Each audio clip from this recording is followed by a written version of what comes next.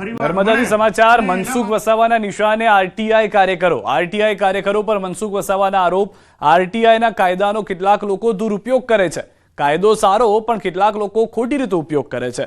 આવા લોકો ખોટી રીતે વિકાસમાં અવરોધો ઊભા કરે છે। આરટીઆઈ કાર્યકરો ખોટી રીતે તોડ કરતા હોવાનો પણ આરોપ છે।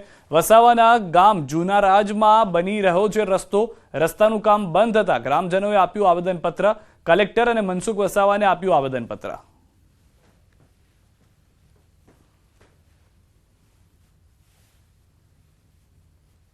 જે અટકેલું કામ છે ને આરટીઆઈ એક્ટ હેઠળ જે લોકો તપાસ માંગીને વિઘ્ન ઉભું કરે છે। સારા કાયદો સારો છે પણ આ કાયદાનો દુરુપયોગ આ લોકો કરે છે।